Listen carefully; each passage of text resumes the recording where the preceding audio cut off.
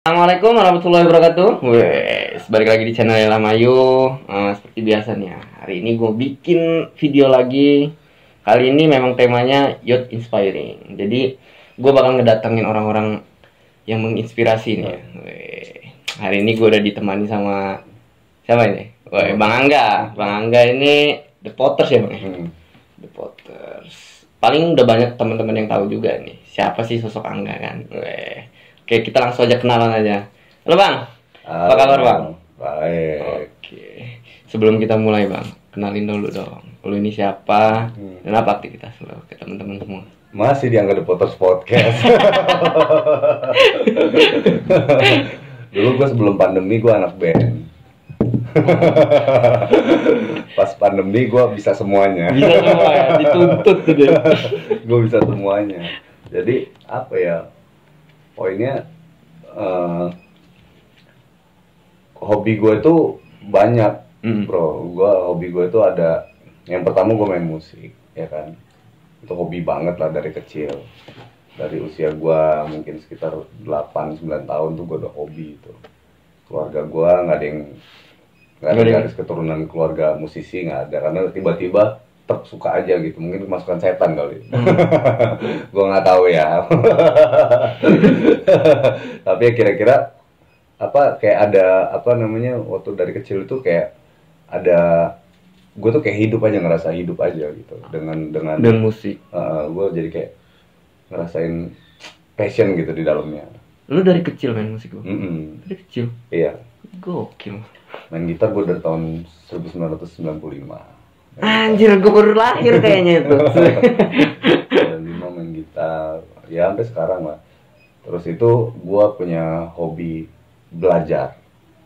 Belajar apa ini? Hobi belajar, baca buku, apa cari tahu, googling. Gue kira orang apa ya, anak-anak band ini malas baca. Malas baca.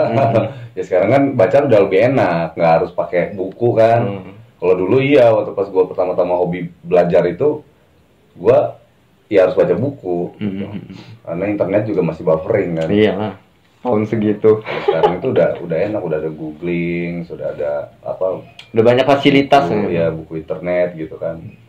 Terus yang terakhir tuh, hobi yang terakhir tuh adalah entrepreneur. Entrepreneur. Makanya gue bilang ke lu waktu itu yang di podcast gue kan, hobi kan jatuhnya gitu kan. Kalau hobi gue pisahin dulu nih, emang kerjaan, tapi kalau begitu kita sebut hobi artinya ada gairah, ada passion di dalamnya. Usaha itu nggak cuman sekedar, memang harus pakai logika kalau kita benar-benar mau terjun ya dalam profesional bisnisnya, memang harus berpikir keras gitu. Tapi takutnya nanti kita baperan gitu. Nah itu dia yang sulit banget. Makanya gue bilang bukan pakai hati ya, tapi pakai passion, pakai gairah gitu di dalamnya. Jadi nanti kalau kayak pengusaha kan jangan sampai juga kita diketawain ya kan, ini niatnya dagang apa kopi gops misalnya gitu ya, kopi gops ternyata seminggu jalan nggak laku ya kan? Berhenti baper. Ya kan, baper karena udahnya berhenti, bener-bener udah nggak tahu lagi. Tapi kalau kita hobi gitu ya, kita pasti nemuin formulanya gitu kan, fun gitu, walaupun bokeh gitu kan, modal putus misalkan, tapi selalu ada cara lah untuk apa namanya, happy. Iya, untuk tetap jalanin usaha itu. Sebenarnya kayak gitu sih sejauh ini kan. Terus usaha yang gue jalanin itu sebenarnya udah banyak juga lu udah banyak juga. Ini sebelum lu jadi anak band kan? Ya sambilan juga. Sambilan tuh dari gue tuh dulu waktu pas pertama-tama nongol handphone ini, dulu gue apa, aksesoris handphone. Lu jualin juga aksesoris handphone. Terus sampai gue buka karir paling tingginya, buka counter. Karir paling tingginya kan gitu kan. Itu dari jualan aksesoris handphone pulsa. Buat counter ya, pulsa elektrik ya. Itu diutang-utangin sama teman-teman tuh. Ya kan, tapi gua ambil gitu, bisa apa besoknya hari ini jualan. Gitu dulu modalnya dari 300.000 perak itu. 300.000 perak. Gua giderin ya kan. Home to home kan. Inner circle. Inner circle aja tuh.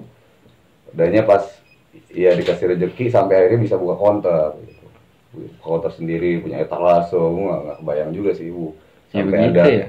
di depan counter tuh udah sampai ada umbul-umbulnya apa Telkomsel, Telkom gitu, seneng aja gitu, weh beneran ini mah gitu kan tadinya ya makin ke situ. Nah itu akhirnya tutup kan, tutup karena SDM-nya kan. Ya. Itu udah pakai karyawan atau gimana? Ada akhirnya punya karyawan, Nah adik gua waktu itu yang benar-benar totalitas apa namanya mikirin bisnis itu, dia daftar pegawai negeri, diterima dia jadi pegawai negeri. Oh, berhentinya gara-gara itu. Satu, guanya emang kalau gua kan dari awal udah bilang, kalau ada kerjaan main musik ya itu duluan, karena gua duluanin main ini gua kan, main talent gua gitu. Lu ini memang dari kecil dilesin atau gimana sih, Bang? Kok lu bisa sampai tertariknya sama musik? Nggak les sih, gue ngeliat orang gitu. Otodidak berarti? Otodidak. Gue tuh baru belajar baca not itu di tahun 2003.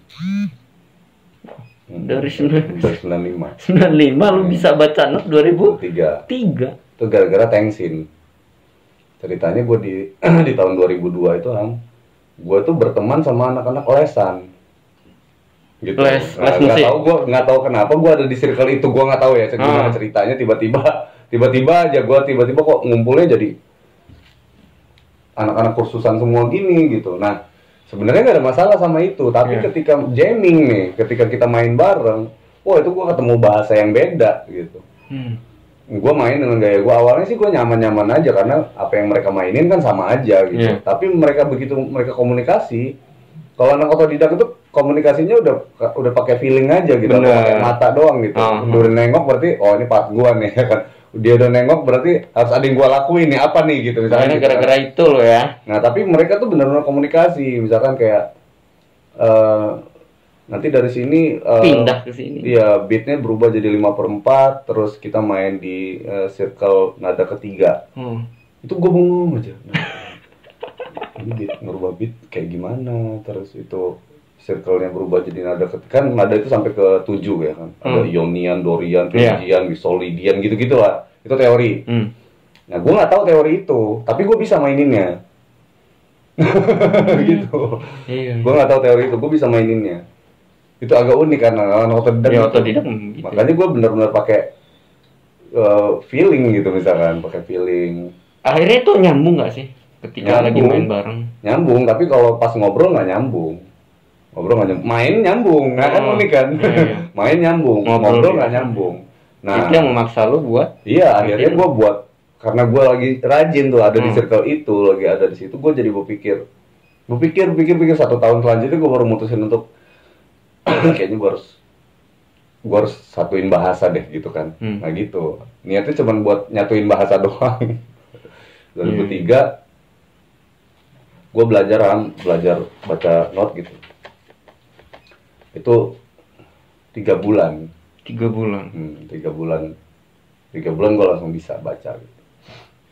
Karena cepat gitu kan, karena udah bisa main aja, bedanya gitu. Gue tinggal membaca aja, belajar membaca aja gitu. Lo berpikir gini nggak? Ketika lo main musik, pasti kan ada yang, lo ngapain sih main musik? Nggak ada untungnya. Ya passion tadi kan, berangkatnya kan dari passion, kemudian apa yang kita lakuin itu lo yakini. Nah kalau tipikal gue nih gini nih, gue nih tipikal yang nggak mau setengah-setengah juga orangnya. Jadi gue begitu kalau gue udah masuk, itu nggak tahu ya karakter gue dari kecil kali ya kayak gitu ya. Begitu gue udah masuk, iya, gue harus sampai di ujungnya ini apa gitu. Sampai mimpi aja gue harus buat gitu loh, dulu itu kocak sih. Jadi kayak gue hobi, gue suka nih main musik, gue bahagia aja gitu. Terus sampai gue tuh berpikir musik ini gimana sih karirnya gitu, karena bocil kan, karena anak kecil tuh gimana sih karirnya, kan yang gue tahu cuma terkenal doang gitu, tapi kan kita nggak tahu tuh karirnya. Oh ternyata dari sini kita harus kalau di Lampung kan karakternya harus dapat pengakuan tuh harus juara gitu, juara kompetisi. Oh berarti gue harus latihan terus nih supaya gue someday nanti bisa jadi juara kompetisi. Setelah kompetisi itu baru nanti di hire di perusahaan musik profesional. Oh berarti nanti gue harus bikin karya nih gitu. Begitu step-stepnya. Step-stepnya gitu kan. Tapi nggak ada yang tahu kan, karena ngomongin ranah karya ini kan ranah apresiasi kan. Sama yang kedua itu adalah peminat. Sebenarnya kan yang suka lagu, misalkan yang suka lagu The Potters, tapi ada juga kalangan yang nggak dengerin The Potters atau nggak suka sama jenis musik itu gitu kan. Nah artinya gimana caranya kita bisa nemuin pasar pada akhirnya kan. Sebenarnya mimpi yang gue buat tuh maksudnya, oh berarti gue harus gitu. Jadi gitu tuh, oh berarti gue harus ini nih. Ya sederhananya kalau kata anak-anak musisi itu, ya mimpinya itu pengen aman secara finansial dari musik, kemudian terkenal gitu kan. Pengen punya duit, pengen kaya dan pengen terkenal lah gitu, kaya dan terkenal gitu dari lewat musik gitu. Dan lo pernah gini kan? Lo ketemu teman-teman The Potters nih, itu gimana ceritanya? The Potters itu udah ada di tahun 2010. Itu belum ada lo? Gue belum ada. Jadi kan gue punya band di Lampung ini, Jenderal. Gue bikin Jenderal tahun 2000. Ya kan, gue bikin Jenderal tahun 2000. Sebelumnya gue udah ngeband tuh. Iya. Sama dari SD ya, SD SMP itu gue udah ngeband, dan bandnya itu asal-asalan, berantakan. Kemudian gue pas SMA kelas 1 itu tahun 2000. Mulai serius. Gue mutusin untuk fokus main musik dan nggak ada kegiatan lain kecuali belajar dan main musik gitu. Karena belajar kan wajib belajar 9 tahun kan, program pemerintah dan maunya orang tua ya kan, kita harus belajar. Ya udah, gue sekolah. Habis itu kegiatan di luar sekolah itu pure gue main musik, gue nggak mau diganggu dengan kegiatan lain. Oke, gitu. Lu fokus di sana. Bener, langsung gue mitraan sama berdua tuh, sama kawan sebangku gue namanya Bayu. Dia juga suka musik? Iya. Namanya Bayu. Nah, dia karirnya lebih unik lagi kalau di musik. Sampai sekarang dia masih main musik. Dia di band mana? Awalnya kan nama Jenderal. Nah dari Jenderal, dia keluar dari Jenderal, dia gabung sama Zikilia Band, kalau lo tahu. Oh ya, tahu gue. Oh itu dia? Ya itu kawan sebangku gue yang main keyboard. Dia main keyboard. Kemudian sekarang dia bikin project namanya Mailu, independent project indie. Sendirian ya? Project indie. Namanya Mailu gitu. Nah kalau kayak guanya sendiri di Jenderal tuh dari 2000 sampai tahun 2000 sampai sekarang sih sebenarnya Jenderal itu. Nah cuman ada era The Potters di 2010. The Potters tuh gini kondisinya. Begitu dia bikin album rekaman, bikin video klip beberapa, dua lah kalau nggak salah itu 2 atau 3 ya, 2 atau 3 gitu. Bikin video klip sekali jalan. Nah gitarisnya keluar gitu dari band. Nah gitarisnya namanya Jason. Keluar dia. Akhirnya ngerekrut orang? Akhirnya nggak punya gitaris. Jadi kalau di musik itu ada additional player namanya.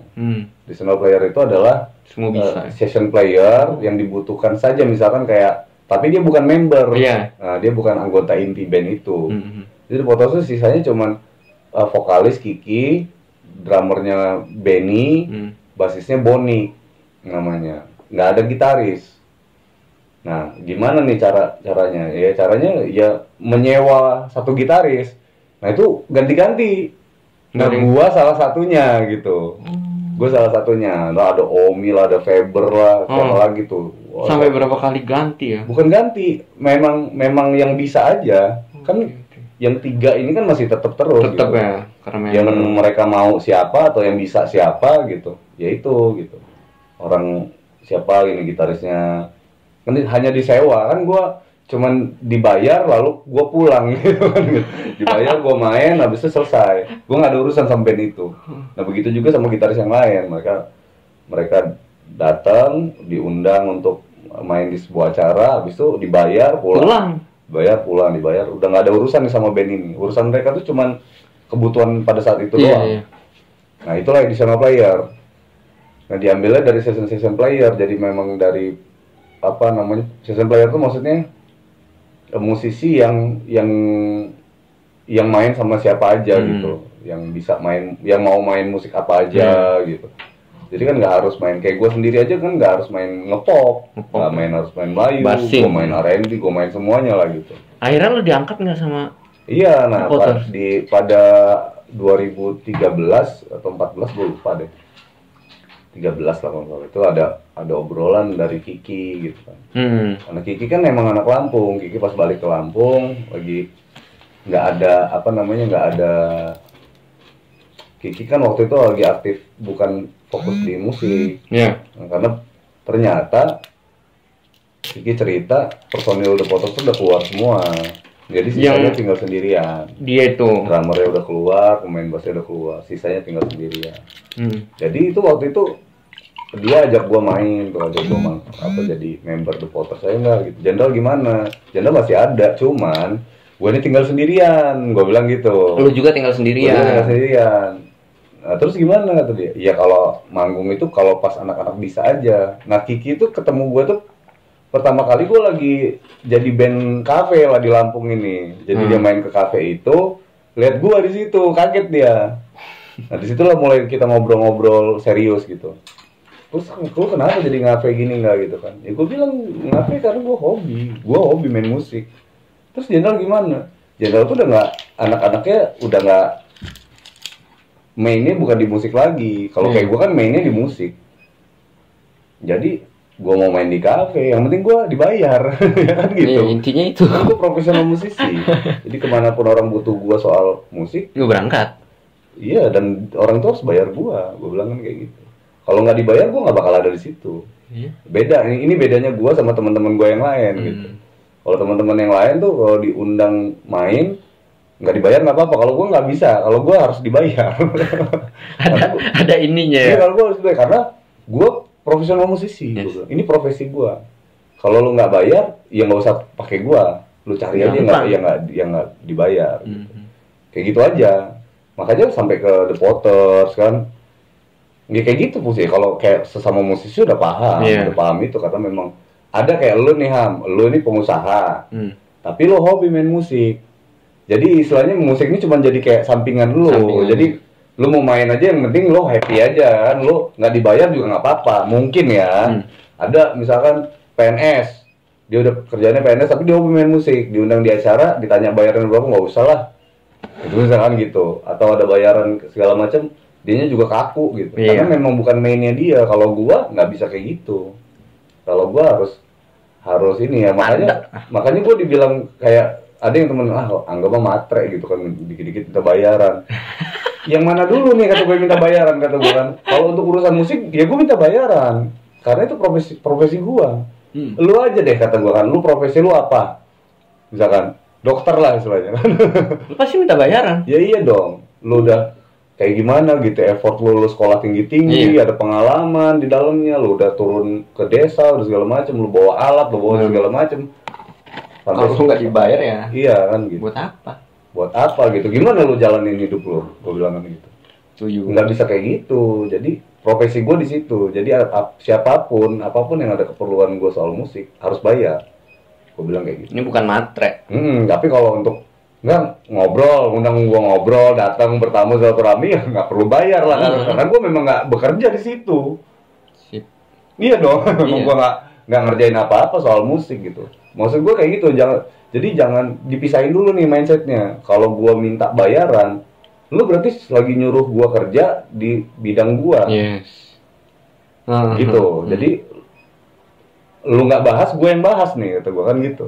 Tapi kalau lu untuk meminta gue untuk silaturahmi, ngobrol, atau segala macam, ya nggak bakal ada pertanyaan itu. Kalau lu bahas, gue tersinggung malah ya kan. Malah gue yang tersinggung kalau lu bahas gitu.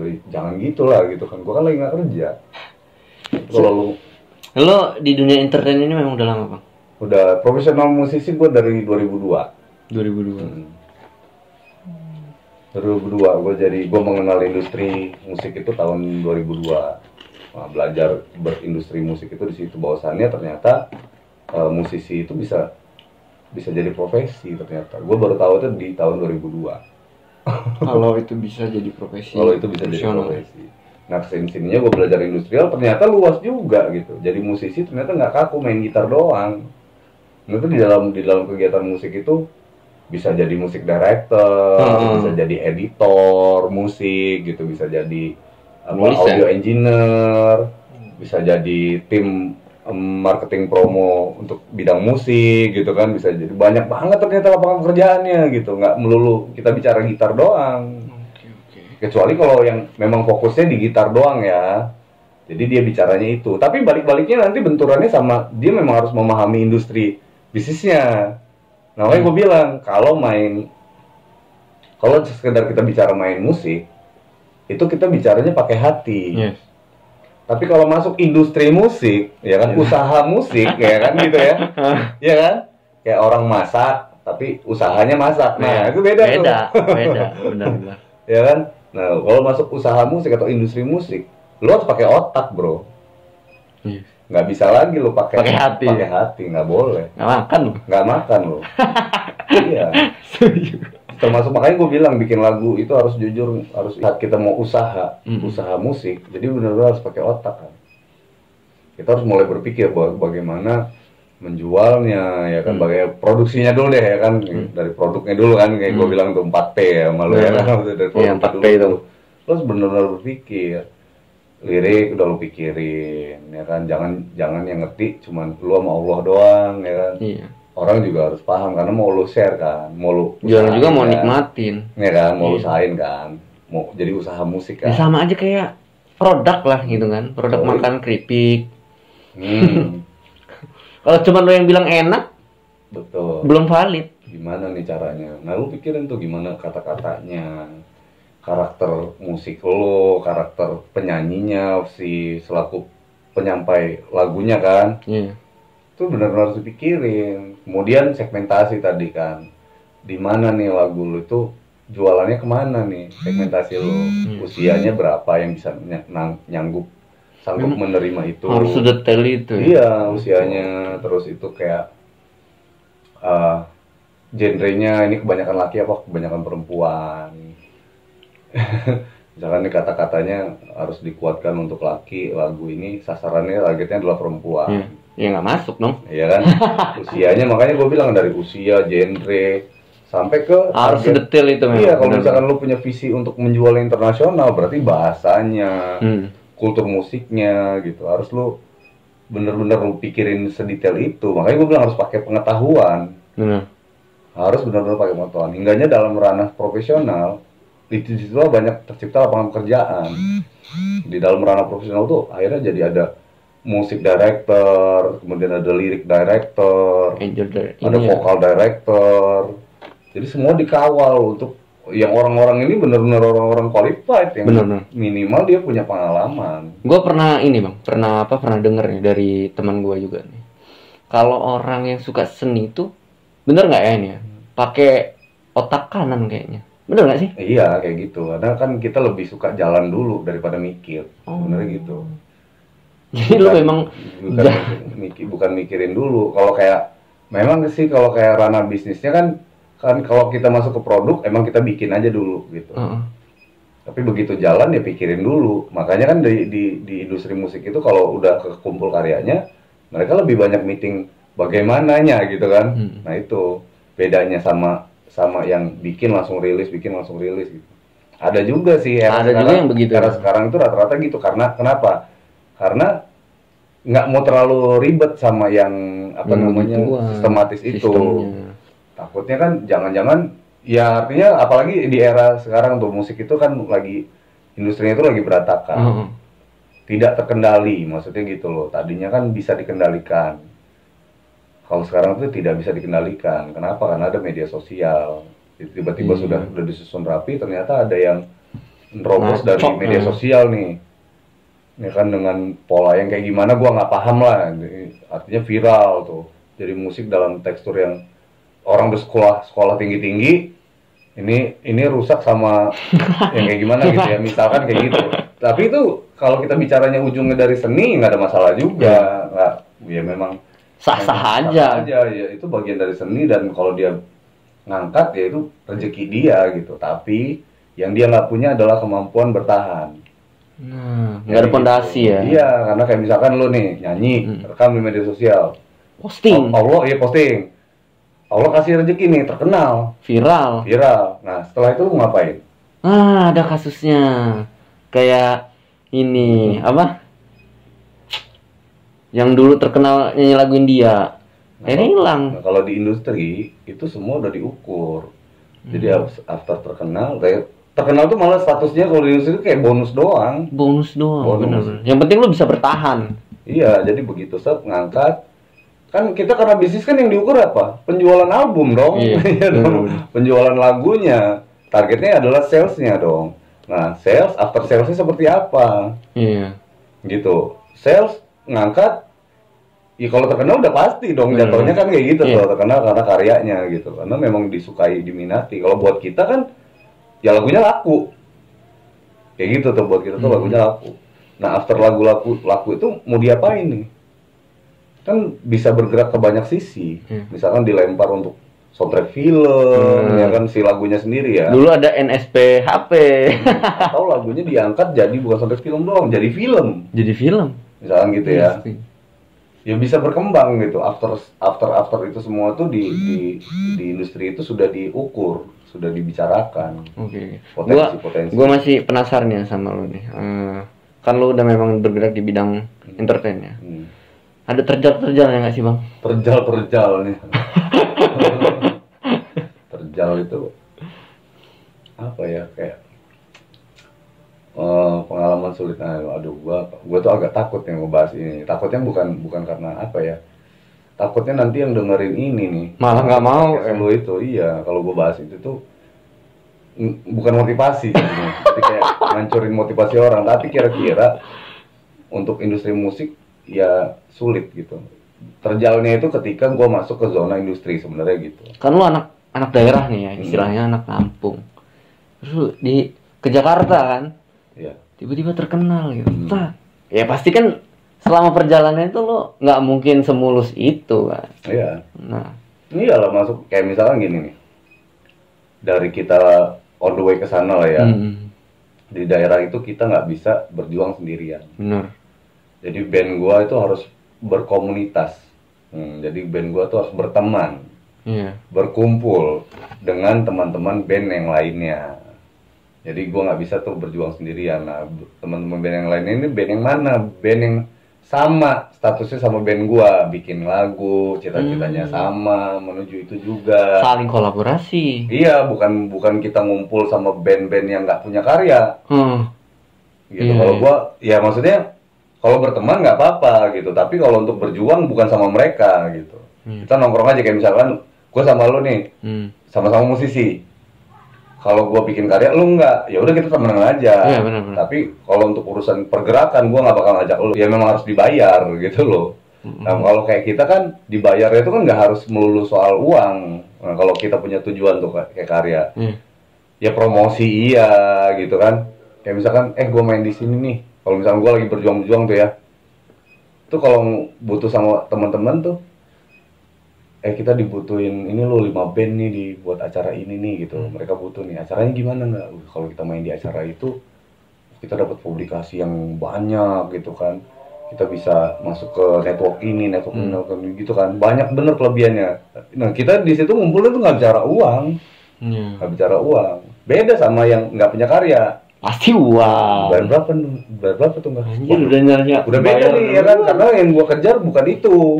Tapi kalau misalkan dikasih uang, gua pernah beberapa kali tuh kayak gitu. Gua nggak pernah bahas uang kalau untuk sebuah tujuan kita ya. Tapi pas pada kenyataannya sampai sana gua dikasih duit, ya alhamdulillah jadi bonus kan. Jadi bonus itu. Ya alhamdulillah nih ada duitnya coy gitu. Kita kan nggak pernah tahu kan. Ini tadinya kita pikir nggak ada ini. Karena kita udah setex banget tuh sama acara itu, karena udah bisa mendisplay kita, sudah bisa membantu kita di network yang kita butuhin gitu. Itu ya bayar ya bonus lah. Nah itu yang gue bilang kita nggak bisa jalan bareng kalau nggak punya karya, karena dia nggak tahu apa yang kita pikirin. Kalau gue tahu apa yang dia pikirin, duit gitu. Kalau nggak ada duitnya, ya nggak mau dia pasti jalan. Gitu. Makanya gue bilang sudut pandangnya di edisional aja deh. Kalau misalkan emang kita butuh dia, ya kita calling. Kalau enggak, ya nggak usah diajak. Nanti dia bakal berpikir yang waduh ini nanti ada duitnya tapi nggak mau dibagi-bagi misalkan gitu kan, suzon misalkan gitu ya, daripada kayak gitu mendingan nggak usah.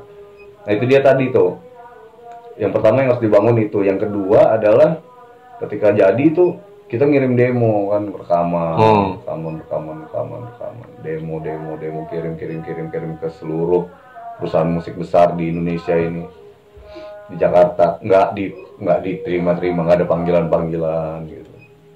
Nah itu salah satu perjuangan juga. Miris sih sebenarnya, karena masuk label zaman dulu itu susah banget. Nggak kayak zaman sekarang ya. Kalau sekarang malah nggak butuh lah. Lalu kalau ngelihat ya zaman sekarang ya, kan banyak yang viral ya lalui media sosial, udah nggak pakai kayak lu dulu kan, label-label lah beginilah baru bisa nge-up. Kayak mana bang tanggapan lu bang? Ya nggak apa-apa, karena sekarang kan kita bicaranya adaptasi gitu. Perubahan ya. Bukan ikut-ikutan ya. Karena kan kita itu kan yang bergerak itu teknologi. Iya. Nah gitu, teknologi yang bisa nyampe ke titik itu. Nah kita sebenarnya karena kita bisa, kan kelemahan-kelebihan nih Ham. Iya. Kelebihan anak sekarang dengan media sosial, dia bisa viral. Secepat itu. Iya. Iya. Tapi dia nggak bisa manage. Bener. Nah gitu, dia nggak bisa manage. Ya itu tadi yang gue bilang kan, dia bisa bikin viral, dia bisa bikin rame, tapi dia nggak bisa manage itu. Makanya semua yang berjalan independen itu umurnya pendek. Yang panjang ada nggak? Ada. Yang panjang itu yang mana? Yang umurnya panjang, yang mampu memanage gitu, yang mampu memanage. Ketika dia viral dia langsung nyari manajemen gitu kan? ya kan? Manajemennya, dia pikirin konsepnya gitu sebetulnya. Jadi begitu viral kan kebanyakan orang kita ini kan viral leha-leha gitu. Jadi ikutan jadi penonton. Bahkan kita jadi ikutan jadi netizen juga. Netizen komen kita ikut-ikutan. Ya kan, kita balas, kita ikut-ikutan.